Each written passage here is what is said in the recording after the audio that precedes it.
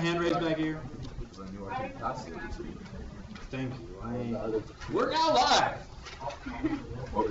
So first objective is to find the slope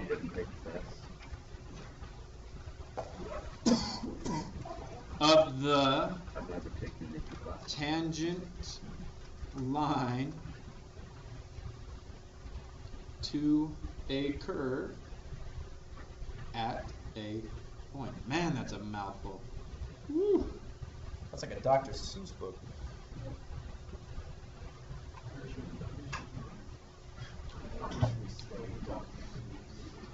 You guys are going to scratch your eyeballs out at this one here. Use the limit definition. Maybe I shouldn't preface this objective like this. You guys are going to love this one. Use the limit definition to find the derivative of a function and talk about differentiability. These are giant words. And continuity. Differentiability and continuity.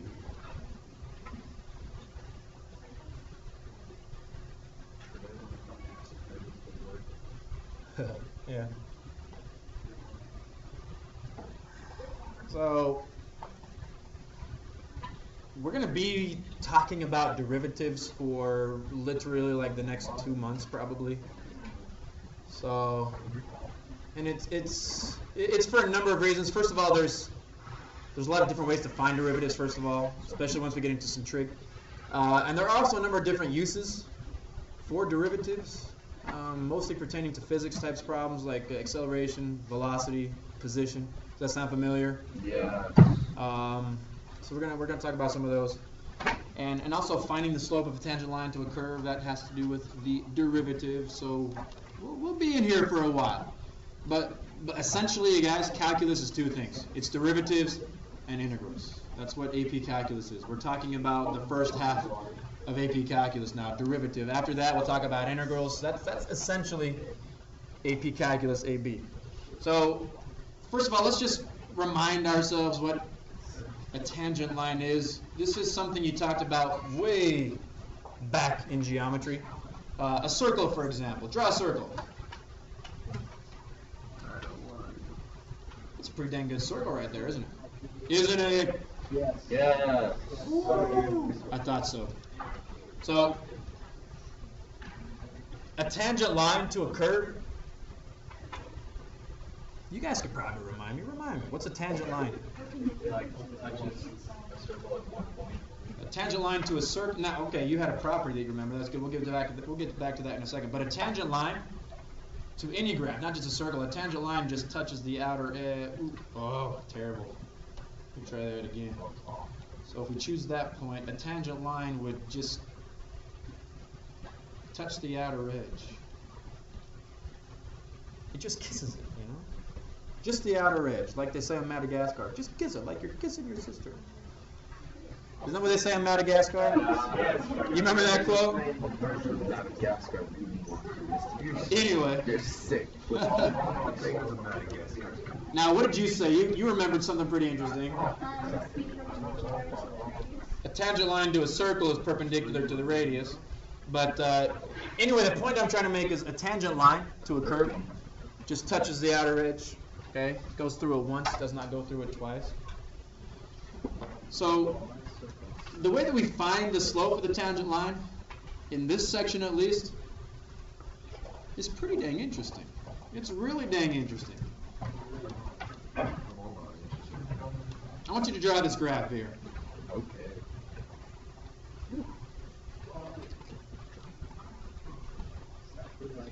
We're going to use a lot of limits today. And let's draw this curve. You swore to never use a limit as long as you live. Let's call this point right here C. Now, if this x value is C, then on the graph, assuming this is the graph of f, then this location right here is C comma f of C. So I want you to label that. The location of that point is C comma f of C.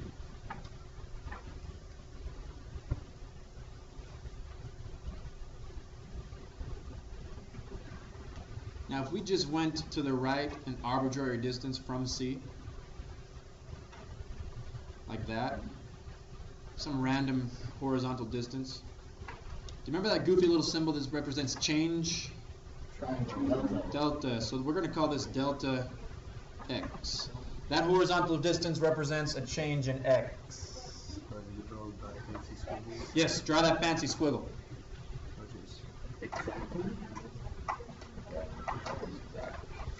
Okay, and then this right here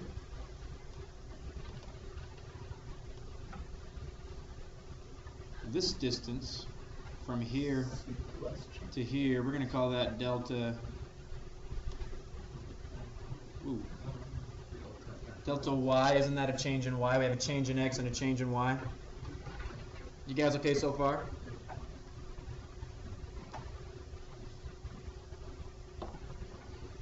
Now, this point right here, we're going to call that C plus delta x.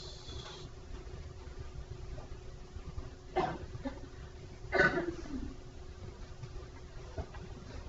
this is going to get a little weird to write this. The location of this point right here, leave yourself some room.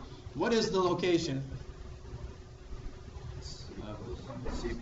C plus delta x, comma, f of C plus delta x.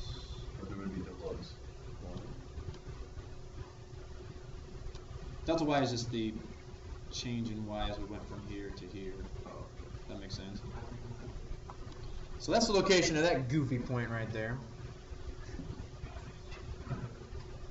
Now, what is the actual change in y? We started with f of c as the initial y value, and we ended up with f of c plus delta x. So what is the actual change in y?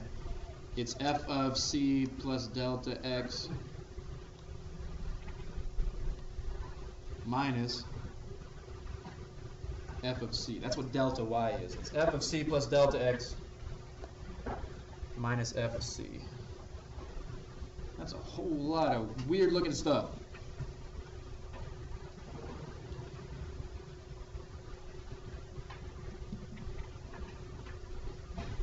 We all on the same page here. Now, if I connected these 2 points and drew a line between this point, I'm gonna do this in a different color. Let's do red. And I'm gonna connect these. You guys try to do the same. Connect those 2 points. Oh, not even close.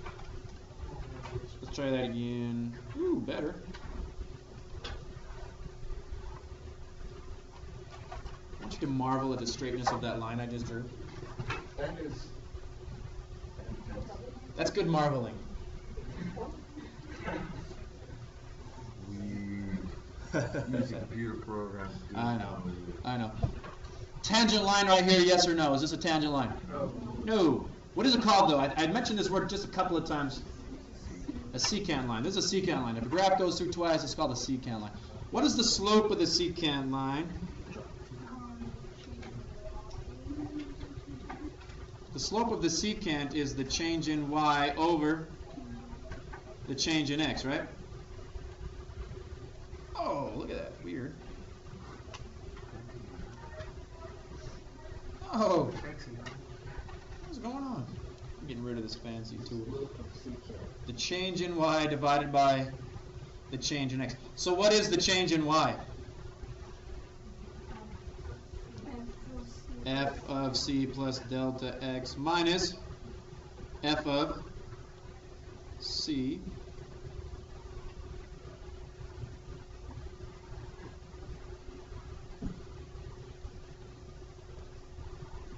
and the change in x is c plus delta x minus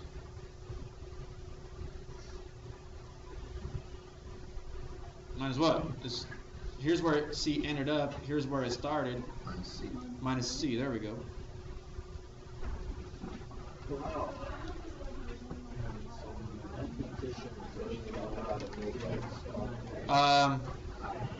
You've noticed. Let's see, Jessica, right?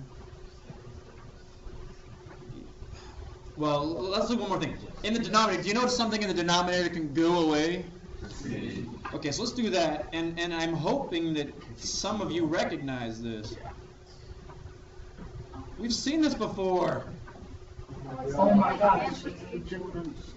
Do you remember seeing this back in chapter 1? Or maybe it was chapter P, the preparation chapter. This is the difference quotient. Imagine instead of the delta x, imagine an h there. You remember, does that look more familiar now, or would that seem more familiar to you? That's the difference quotient. We've seen it before. We've used it before, just not in the way that we're using it now. Label this as the difference quotient, because that's what it's called. Okay, this is how, yeah, that's a good question. This is what we've done so far with difference quotient. So you would have done a problem like this. If f of x, you don't necessarily need to write this down, but if f of x equals 2x plus 5, what you would have done last year in pre-calculus is this. Find f of x plus h minus f of x all over h. Does this problem look familiar to some of you? Yes.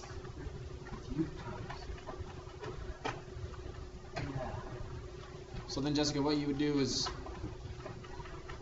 you put an h on the bottom, and then you subtract f of x, so you subtract over here 2x plus 5, right? And then here, f of x plus h, that just means an x plus h replaces that x right there. So it becomes 2, and then an x plus h plus 5. And that's all over h. And then you simplify. So this becomes 2x plus... Ooh, that's a good question. We'll see in just a second.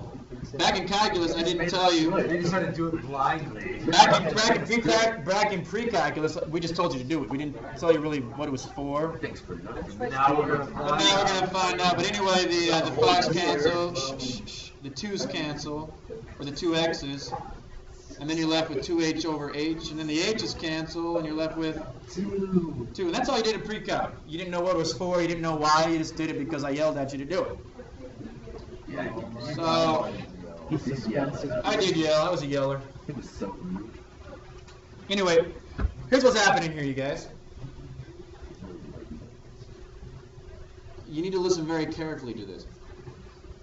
What we're going for in this lesson is a tangent line, not a secant line. I don't want a secant line, I want a tangent line. So what is delta x? It's a change in x, right?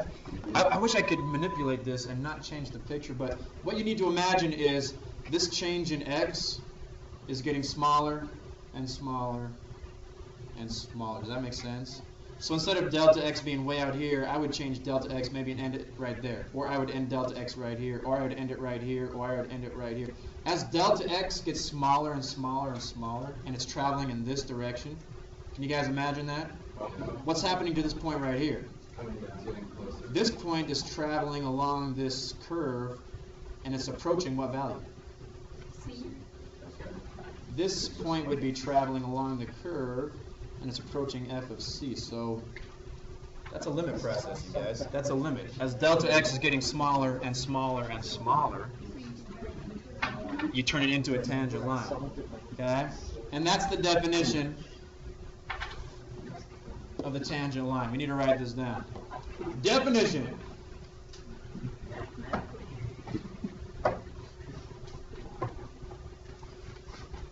Of a tangent line with slope m. If f is defined on an open interval containing C,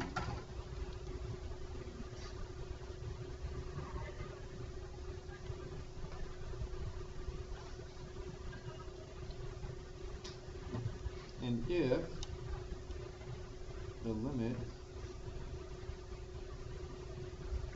as delta x approaches 0 of the difference quotient f of x plus, or f of c plus delta x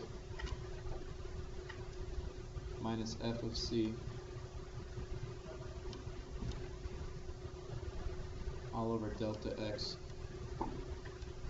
equals n exists.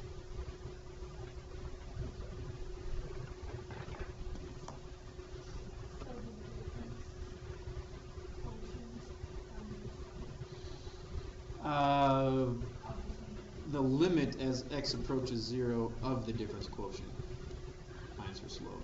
The difference quotient itself isn't the slope. The limit as delta x approaches 0 finds the slope. So if this limit exists, okay, then the line passing through c comma f of c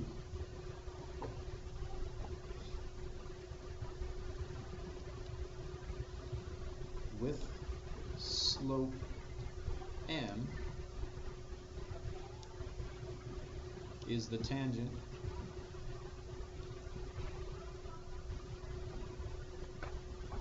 line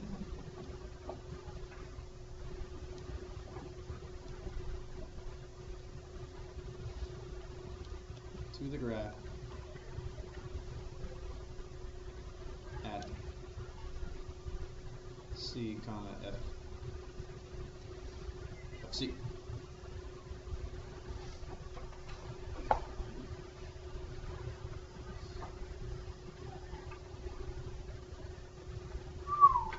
Whoa. Big definition, huh? Now, I want to talk about this right here. This idea of delta x approaching 0. What is delta x? The change in x. Why is it approaching 0? What does it mean that the delta x is approaching 0? Yeah. Delta x is a change in x. As that change gets smaller and smaller and smaller till eventually there is no change. That's what I was trying to explain here. As delta x gets smaller and smaller and smaller, as the limit approaches 0, then if delta x is 0, there is no change in x. That means this point up here has been drug all the way down to that point. Does that make sense? That's why we have to take the limit as delta x approaches 0, because then there would be no change in x at all. Alright? Now, if you look at this, and you're just thinking, well, if you're trying to evaluate the limit as delta x approaches 0, and we have a delta x down here, that's not going to work, right? Because you can't have a 0 in the denominator. But do you remember what happens every single time you do the difference quotient? This always cancels something up. Do you remember doing that? That's why this works. And that's why you had to practice that back in pre-calculus so that you knew how to do that. But anyway, that's what the difference quotient is for. It helps you find the slope of the tangent line to the point, or at the point of a graph. So let's practice it. Here's an example.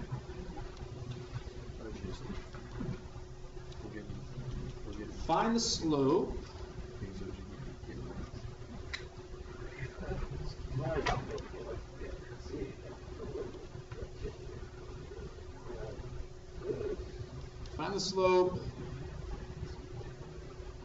of the tangent line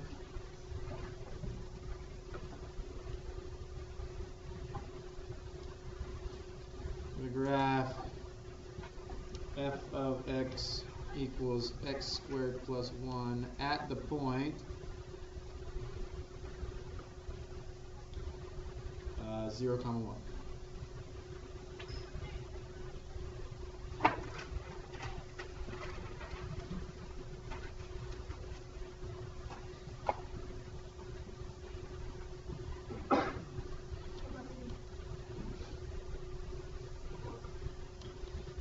So we have the privilege of doing the difference quotient and then taking the limit as delta x approaches 0 of that difference quotient. So let's run it through. So we've got to find the limit as delta x approaches 0 of f of c plus delta x minus f of c all over delta x.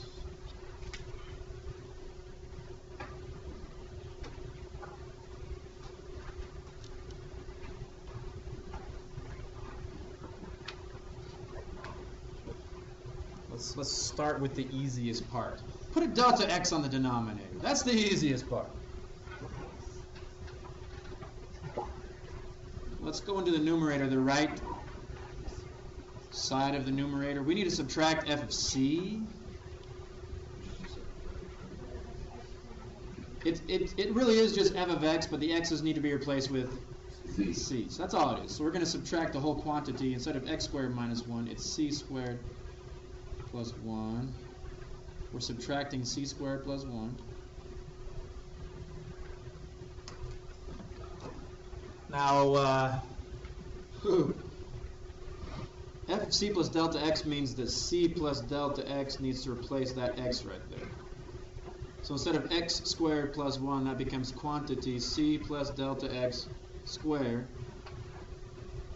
plus 1.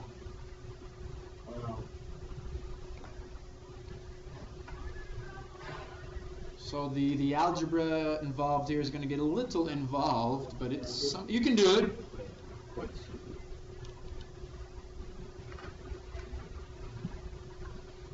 So we still have that pesky delta x in the denominator. C plus delta x squared. You cannot just distribute the exponent like so many people try to do. What is c plus delta x squared?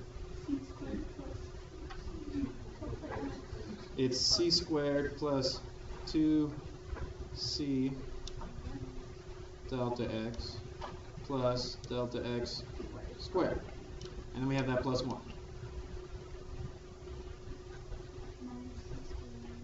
Minus c squared minus 1. Now, if you've done this correctly, lots of things should cancel. Plus 1 minus 1. Minus c squared and plus c squared cancel out. So what we have now is 2c delta x plus delta x squared all over delta x.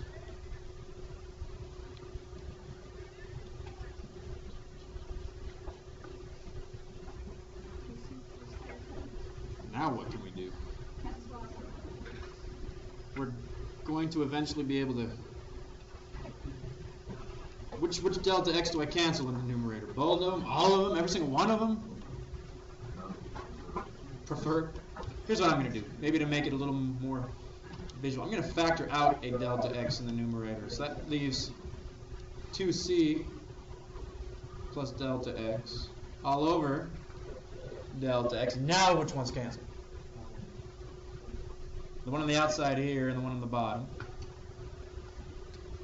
Now I actually should have been doing this all along, but I usually don't, and that's not a good thing. The answer isn't 2c plus delta x, because what are we supposed to be doing this entire time? Finding the limit, right? So what we've been doing is just simplifying this expression, but the whole entire time this limit was in front of it. The limit as delta x approaches 0. But the reason that we had to simplify it first is because we had this delta x in the bottom of a fraction, and we couldn't evaluate the limit because it would have been undefined. But now that we've simplified and canceled out that delta x in the bottom, we can now evaluate this limit. And if you plug in a 0 for this delta x, we can just evaluate this straight up by substitution. What is the limit? 2c. Okay. Okay. Now you guys, you need to understand what's happening here. Let's draw a picture.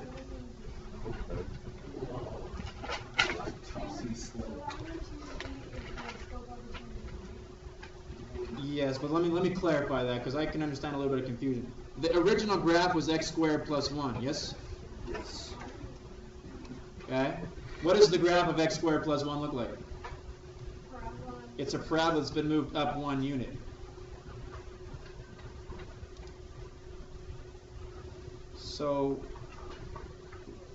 you guys need to understand this. Maybe we should write this down. I want you to put a box around this. All this is a formula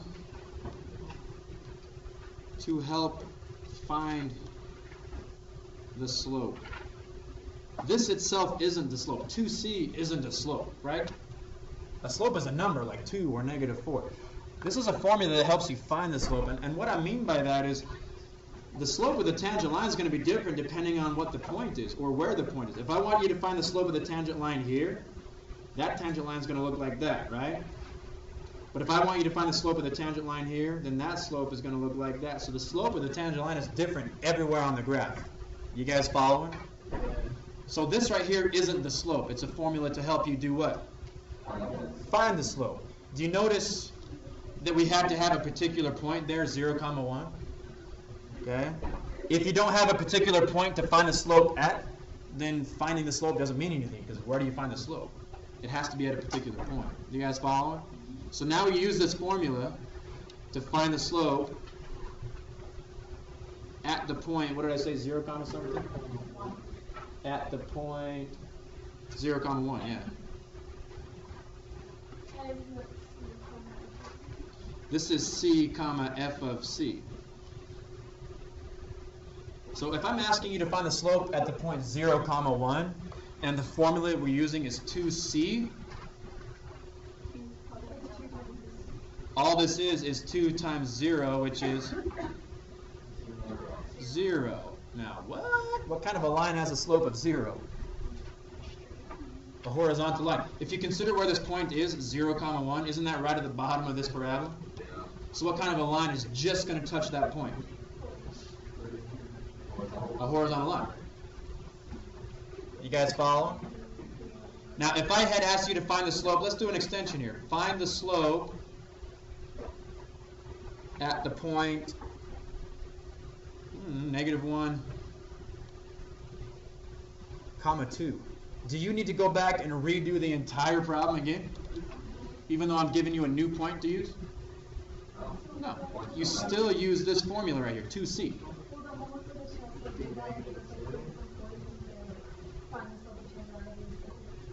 Yep. So what you can expect on the homework is they're going to give you a function and ask you to find the slope at a couple of different points. You do not have to repeat this process every single time you want to find the slope. As long as the function doesn't change, this formula gives you the slope of the tangent line anywhere at that function or on that function. No. Okay. So what's the slope of the tangent line at -1, 2? It's 2, -1, and that would be -2. The slope of the tangent line there would be -2. Alright? You guys okay so far? Okay. Let's do another definition here. The derivative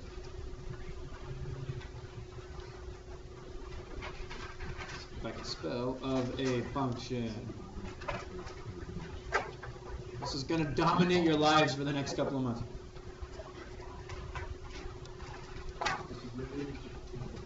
The derivative of a function. Just so you know, this derivative takes up all the rest of chapter 2. It takes up all the rest of chapter 3. And it takes up, I guess just chapters 2 and 3. But that's all we talk about in chapters 2 and 3 is derivatives. Or are derivatives? Damn. We talk about derivatives. So, the derivative of f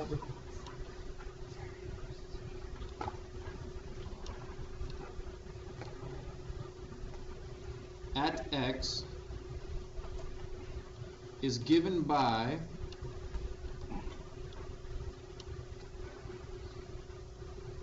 f prime x. That's how you would read that. This little tick mark, I guess you could say, it's called f prime.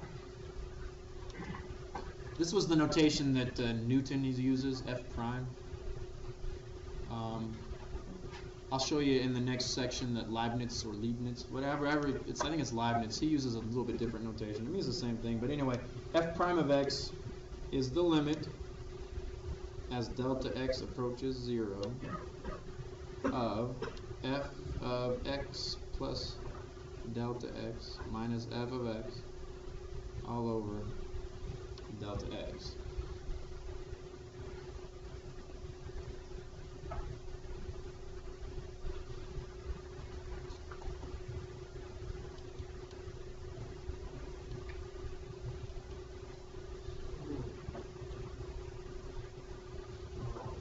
So let's consider for just a moment before we move on, let's consider going back to this problem that we barely finished. We started with this function, yes? You guys with me here on the same page? We started with this function. I asked you to find the slope of tangent lines. I didn't ask you to find the derivative. But aren't these definitions pretty similar? This is f of c plus delta x minus f of c. This is f of x plus delta x. They're pretty much the same, right? So if we had gone through this whole process, but instead of c's, we would have had x's, what would this have turned into? That would have been 2x, right? That is the derivative. Okay? 2x is the derivative of the function x squared plus 1. You guys follow? If I gave you the function x squared plus 1, what is the derivative? 2x. How do we know that? Because we went through this process. F of x plus delta x minus f of x all over delta x, and we took the limit as delta x approaches 0. The derivative, initially what you guys need to remember, I guess at this point, all the derivative is a formula to help you find what? The slope of a tangent line. That's at this point, that's all the derivative is. It's a formula to help you find the slope of a tangent line. Okay? In this case, it was 2c, but if you replace the c with an x, it would have been the same thing. So it's the exact same process. Exact same process. If you're asked to find the derivative, then what you're finding is a formula to help you find the slope of tangent lines. Okay? It is going to get a little more complicated than that later on, but for right now, that's all it is. So, just so you know, put a little box here. Notation for derivative. Oh, I spelled that way. Derivative.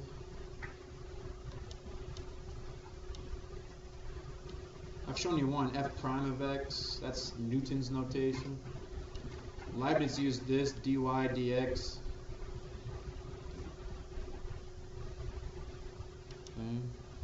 Or you can use this one, d over dx of f of x. These all mean the exact same thing.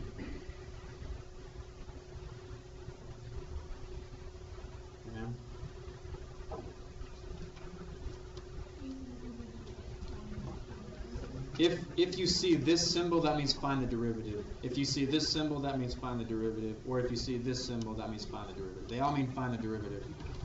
So here's an example. If f of x equals x to the third plus 2x, I want you to find f prime of x. What does that mean?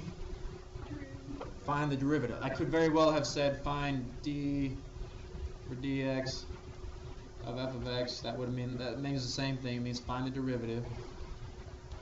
It's not a quick process. You have to go through that whole limit process. You got to find the limit as delta x approaches 0 of the difference quotient.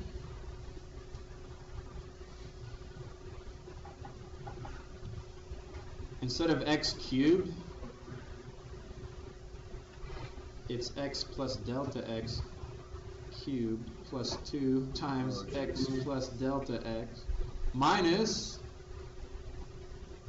x to the third plus 2x all over delta x.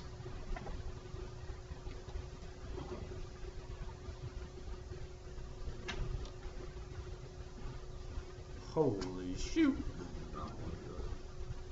It's going to take a little while. Plug it into the T89. Plug it into the TI-89.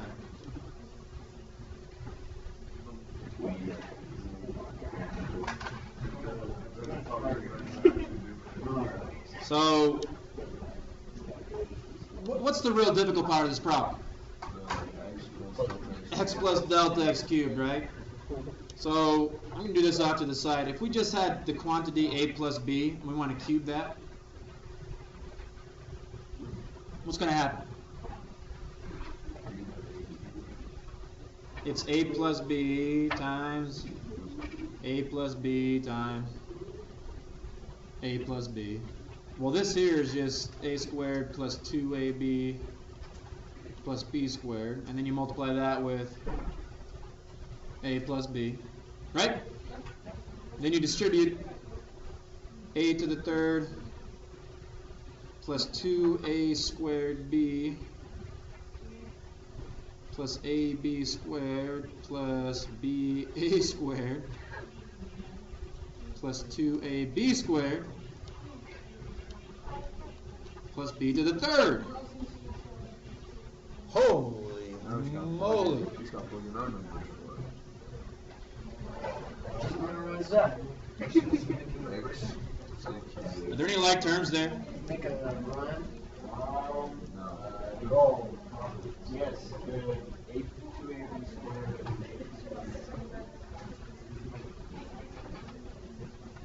Aren't these like terms? And the BA squared and the 2A squared B, right?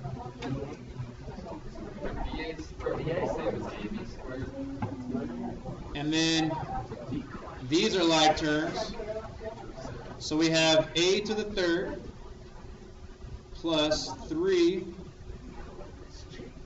a squared b plus 3 ab squared plus, am I missing one? Oh, b cubed.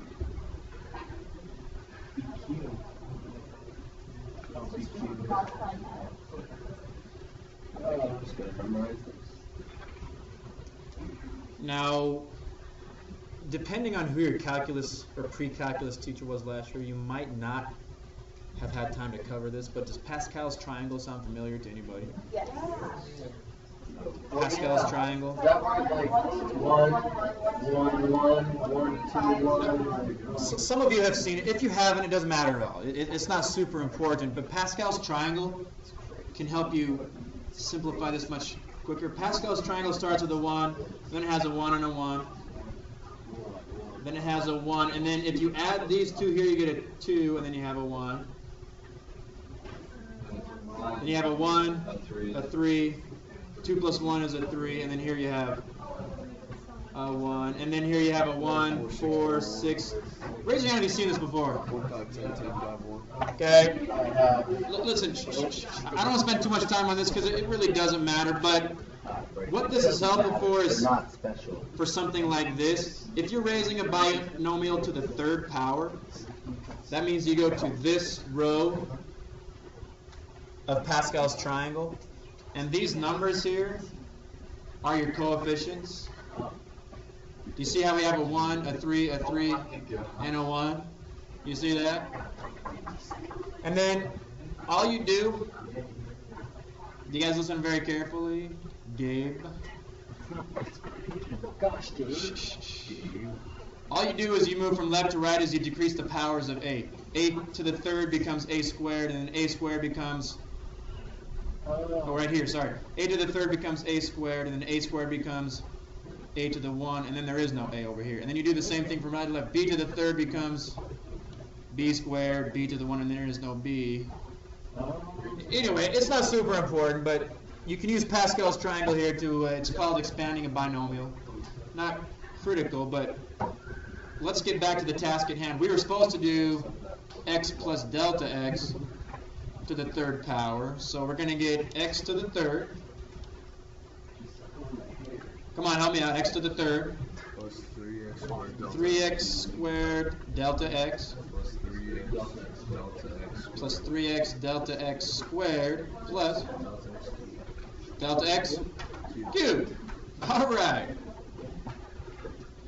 So we have x to the third plus 3x squared delta x plus 3x delta x squared plus delta x cubed.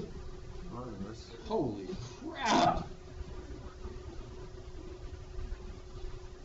Plus 2x delta x. Remember we have that from right here. Minus x to the third minus 2x all over Okay. delta x. You guys are going to hate me next time. Finding the derivative, you guys. Well, Step equation. I'm not going to say anything. I'm not going to say anything. Say something. Yeah, shut up. What cancels here? X to the third cancels. The 2x cancels. Does anything else cancel? Alright, so we have 3x squared delta x plus 3x delta x squared plus delta x cubed plus 2 delta x all over delta x. And remember, the whole time we're taking the limit. We're not just simplifying, but we're taking the limit as delta x approaches 0. Now I would factor out a delta x from the numerator, so we're going to have delta x factored out. Well, can we factor out more than just one delta x? No. It's just one delta x, right? Yeah. That leaves 3x squared plus 3x delta x plus delta x squared plus 2 all over delta x. And we're still taking the limit as delta x approaches 0. Now the delta x's cancel out. And we're taking the limit as delta x approaches 0 of the expression 3x squared plus 3x delta x plus delta x squared plus 2. Okay. Sorry. Getting a little carried away.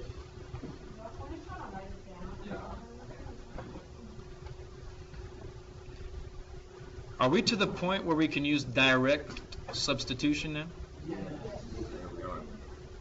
That's what I did. What happens when we use direct substitution?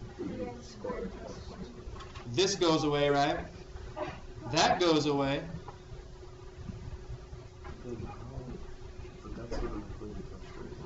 So what is the derivative? 3x squared plus 2. Exactly, you guys. Listen very carefully. What is the derivative? It's a formula to help you find the slope. That's all it is. If I wanted to find the slope of the tangent line to the original function, that's the formula that you use to help you find the slope. Okay? Yep. So, let's do an extension.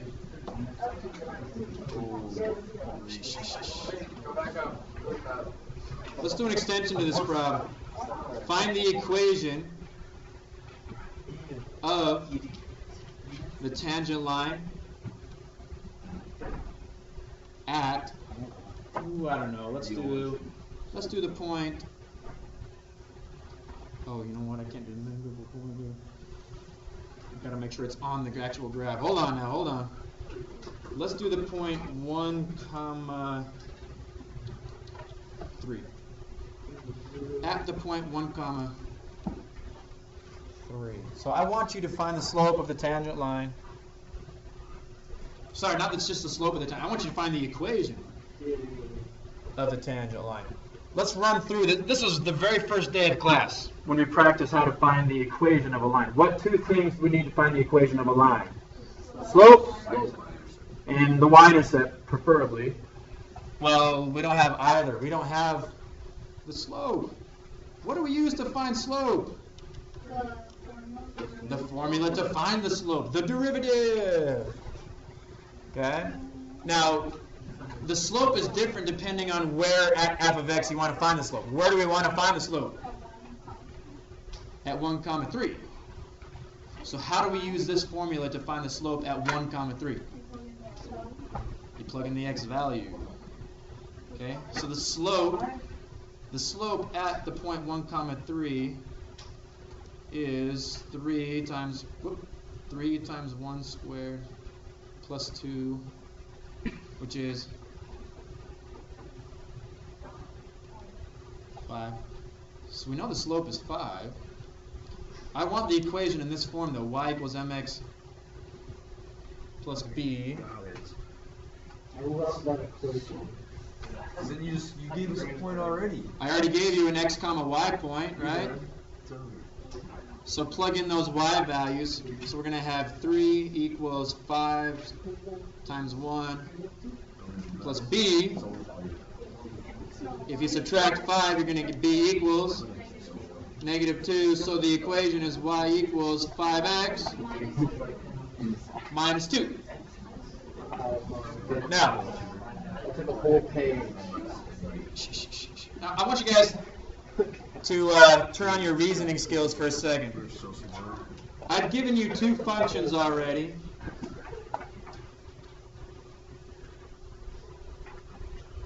And I've had you find the derivative using this limit process. The derivative of this one, does anybody remember what it was? 2x. The derivative of this one?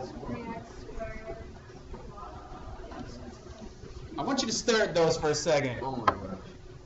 I want you to stare at those for a second. Because truly, there is a much faster way to find derivatives. I'm not going to teach it to you today. Okay? But I want you to look at those and see if you can start to see what that quicker method might be. Exponent becomes The exponent becomes the coefficient. And then the coefficient of the second term becomes the exponent. false. Let me show you another one. Let's see if that pattern still holds. So if we had x to the 4th plus x to the 3rd plus x, the derivative would be 4x to the 3rd plus 3x squared plus 1. That's the derivative. Are you seeing anything here? Drop an x. You put the exponent. You drop it like it's hot. Do you see any patterns? I'm trying to see. What the heck? No visible patterns. Yeah, you drop the exponent. The exponent becomes the coefficient of each term. Let's graph it. I'm going to find the tangent line. Watch this. This is gonna This is what we're going to go over next time, so it's not super important that you get it today, but you might start to formulate some kind of, for today's assignment. Later on, no, absolutely not. Absolutely not.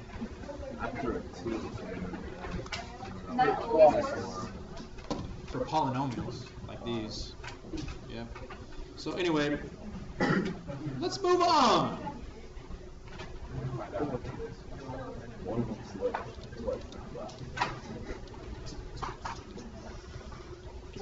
We're just about done.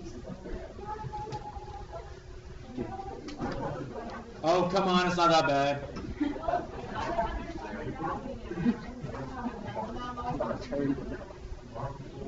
Y equals 2 over t. Find dy dt. Go ahead and try it.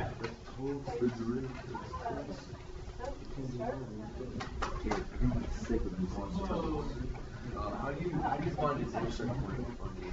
Go to second trace. Yeah. Come on, let's go, let's go.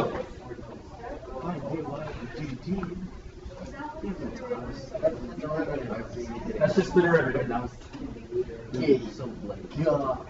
You gotta run through that whole limit process. Yeah. Yeah.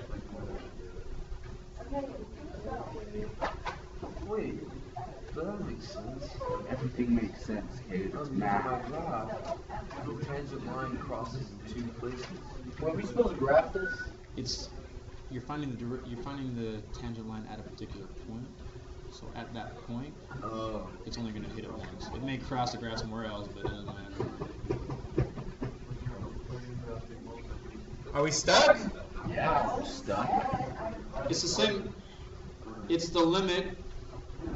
Now we're not using delta x anymore because this function is not defined in terms of x. What's this function defined as? T. So it's the limit as delta t approaches 0 of f of t plus delta t minus f of t all over delta t. It's the same thing.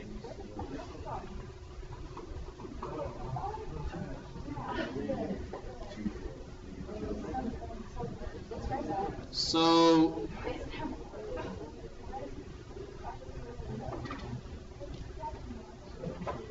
what's f of t plus delta t? What's f of t plus delta t? This is relatively easy compared to the last one. 2 over t plus delta t minus f of t, which is just 2 over t all over delta t. Now we still cannot use direct substitution to evaluate this limit because we have that delta t on the bottom. So I would recommend you try to combine. Well, I would try to combine that numerator into one expression if you can. Can we combine that into one expression?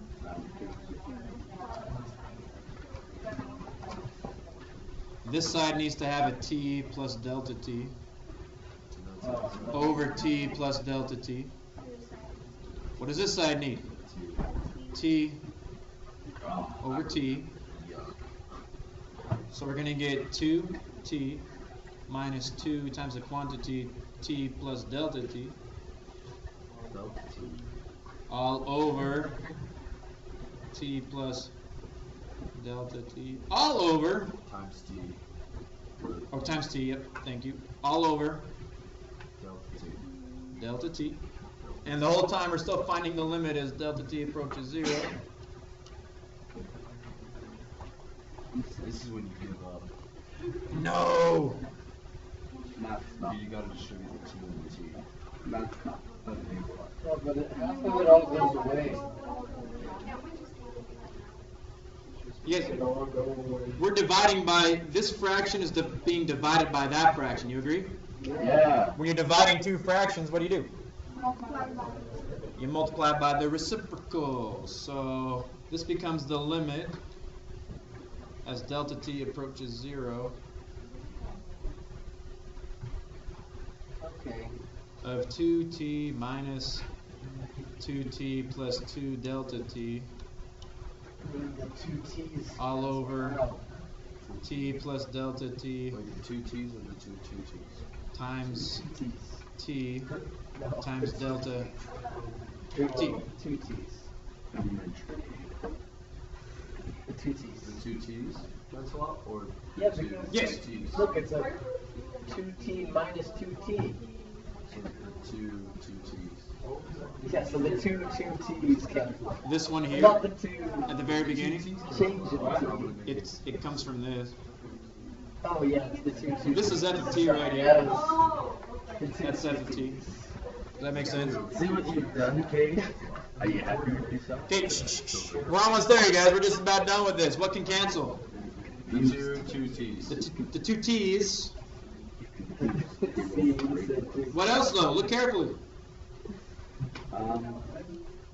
Which ones? Which delta t? This delta t can cancel with that delta t. So it's just one. So it's the limit as delta t approaches 0 of 2 over t plus delta t multiplied by t. Oh, dang it. Oh, I made a goofy arithmetic mistake. I'm so embarrassed. Does anybody know where I made a mistake? No, you're the teacher. The teacher never makes mistakes. Where is it, If Danielle? you make a mistake, it becomes a proof. I didn't distribute the dang negative. So this plus 2 should really be minus 2. Alright, everybody gets 100 points extra credit. Oh, sweet. Okay, sweet. So this should be a minus 2 right here. I get that. Just go and put that on my chest, please. I know. That way I know what to do. Anyway, can we now use direct substitution? Yeah. We can use direct substitution because as delta t approaches 0, then all that means is this delta t disappears. T squared. So it's negative 2 over T squared. t squared. What is this? It's the derivative, and what is the derivative? It helps you find the slope. All it does is help you find the slope at a particular point. That's Woo! funny. You're not fast, you're slow. Give me your paper. You know which paper I'm talking about. You know what paper I'm talking about, Brandon. Oh, Brandon. The paper. Oh, that paper. Yeah. There's just a few more things and then we're done. We need to talk about. Hey, we got to talk about continuity and differentiability. Differentiability.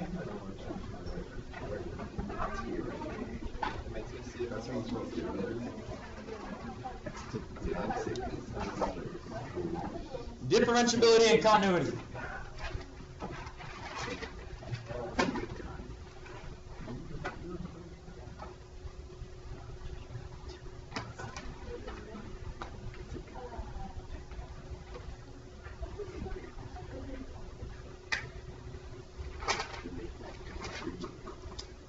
Okay.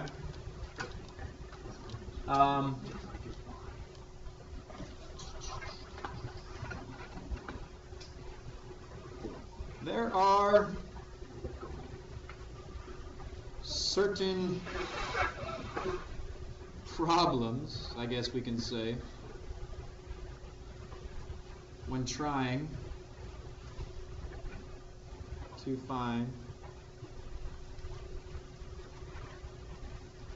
derivatives. There are certain problems, and usually they were the particular types of graphs or functions when you're trying to find derivatives. Okay.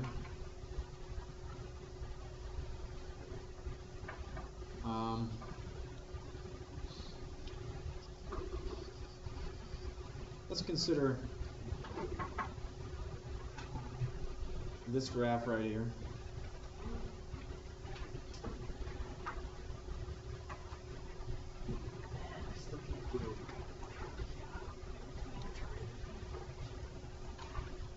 What is that type of function? This is absolute values. Let's say that f of x equals the absolute value of x minus 2.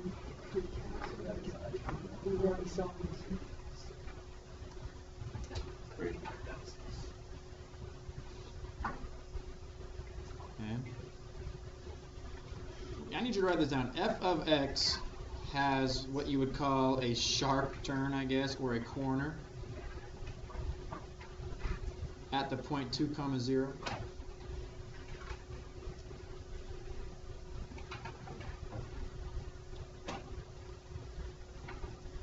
Would you guys agree? I would agree. There's a corner or a sharp turn. It's different than a vertex. A vertex is still a turn, but it's not a sharp turn or a corner. It's more rounded. Do you see the difference? So this is a sharp turn, whereas if this were a parabola, that would be more of a rounded turn. Because it has this sharp turn or corner, f of x is not, and I want you to underline not, differentiable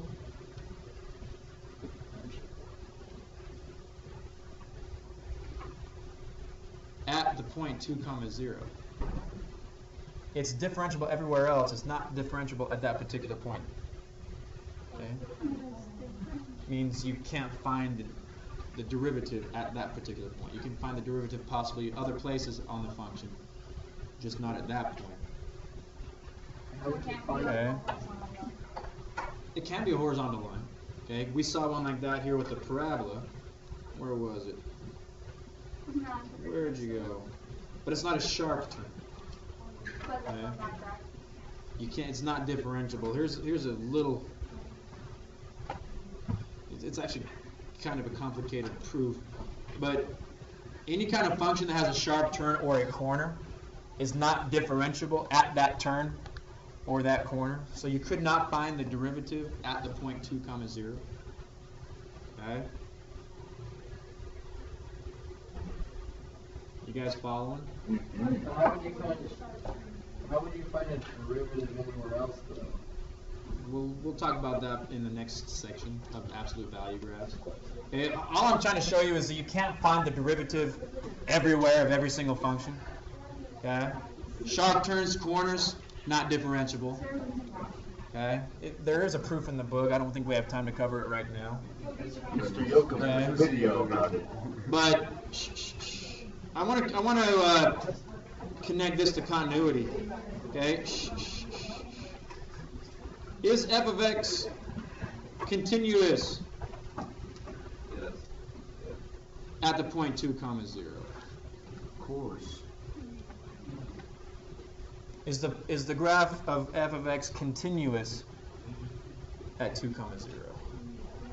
Continuity means you can trace through the entire function without lifting your pencil. Could I go from here to here without lifting my pencil? Yeah. So is it continuous at 2, 0? Yeah. Are there any holes? Any gaps, jumps, breaks? Any vertical asymptotes? So the answer is yes. Okay, it's continuous, but it's not differentiable. So you need to write this down. Continuity does not imply differentiability.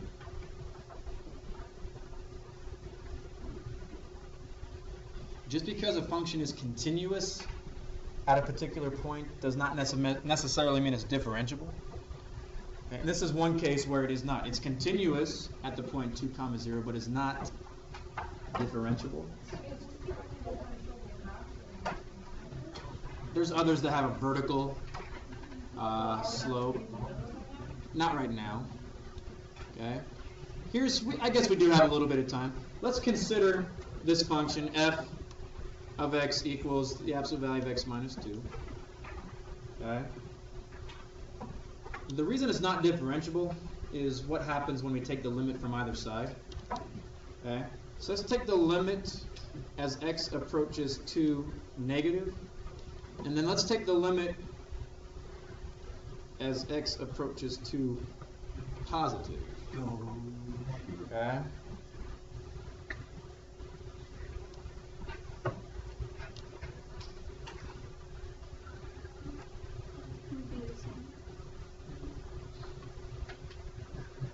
Say again. Well, they end up not being the same. So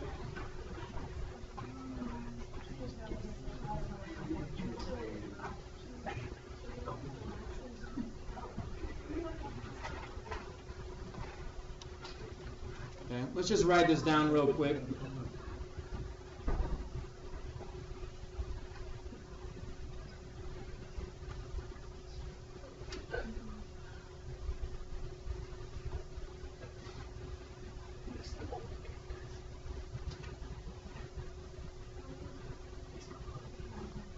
So why are these not the same? What is f of x? Let's do the top one here.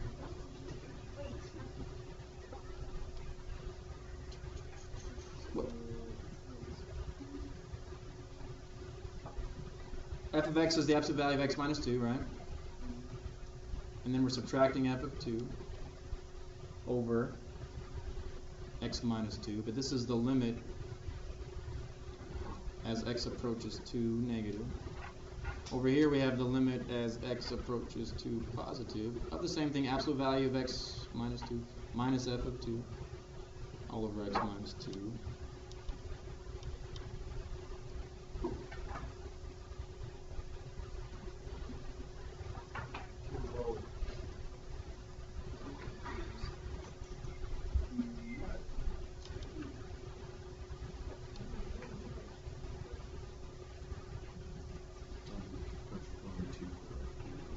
So if we plug in a 2 for x, so I'm going to have to go over here. So now we have the limit as x approaches to negative of x minus 2 minus 0 over x minus 2. Over here we have the limit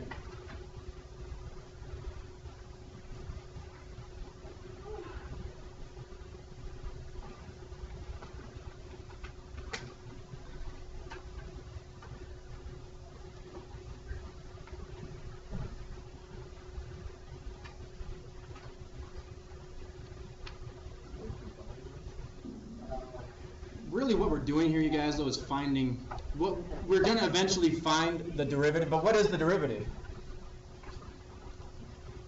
The derivative is a formula to help you find the slope. So if we go back to the graph, did we draw the graph?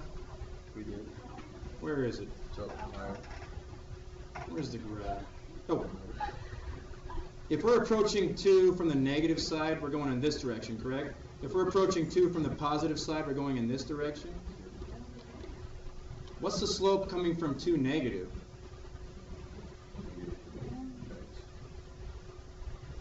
Negative 1, right? What's the slope coming from 2 positive? Positive 1. So as we approach 2 from the negative side, okay, we would end up getting a slope of negative 1. As we approach 2 from the positive side, it's going to be positive 1 every single time because this is linear. This is linear. Okay? So as we approach 2 negative, as we approach 2 negative from the left side, all this is finding the slope of the tangent line. But as we approach 2 negative, what is the slope of the tangent line always going to be? Negative 1.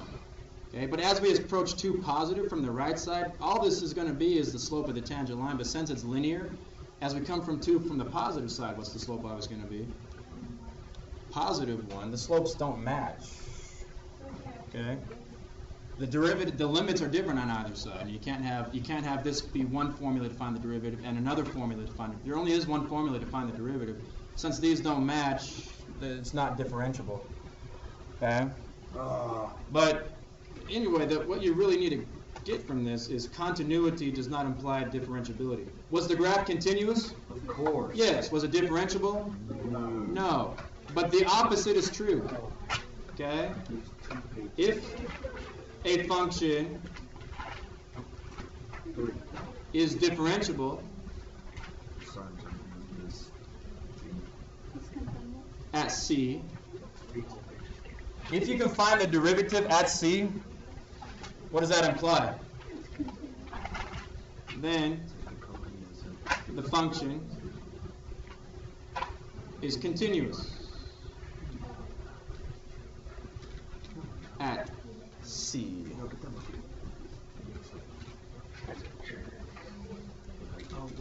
So anyway,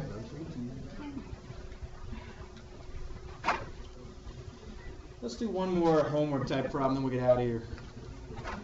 That's the end of the lesson, really.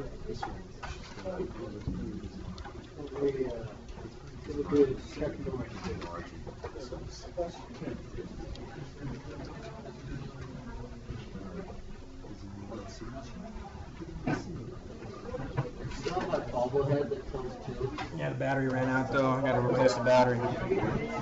Alright. Try this one. Find the derivative just for practice. This is where we're gonna end. F of x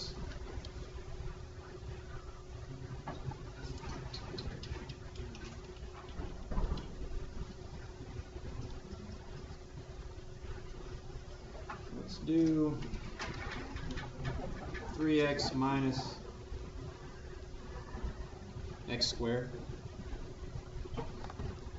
Find the derivative of that using the limit definition. Oh, hold on. Before we start, everybody stop. Stop. Those that have kind of seen the pattern, can you make any guesses of what the derivative might be?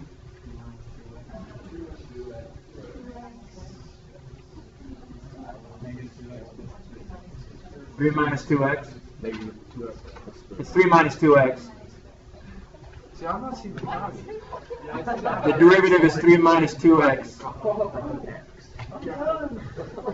Okay, if you can't see the pattern, that's fine. We'll talk about this next time, but that's what it's going to be, 3 minus 2x. But you have to show that using the limit process on this assignment.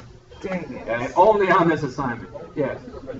If say 3x was squared and x was just x, would it be Wait, say that again. If 3x it was 3x was squared squared minus x, minus x, would it be 2x or would it be 6? it'd be 6x minus 1. Okay, now I see how this works now. Do you see the pattern there? I do. It doesn't matter. We'll talk about it next time if you don't. But Known about this long time ago. go ahead and do it. Try it. Whole page and one problem. It took me a whole page to do the last problem. So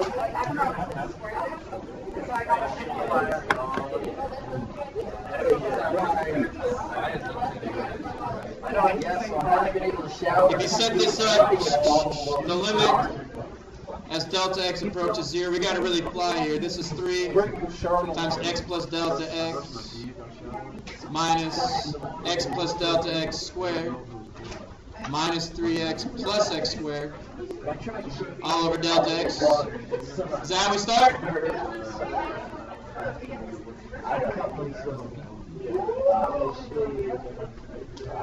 Well, I just changed the sign here.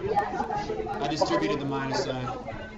So then we get 3x plus 3 delta x minus x squared plus 2x delta x plus delta x squared minus 3x plus x squared. Oh, shoot. All over delta x. And all that stuff cancels and you get 3 minus 2x.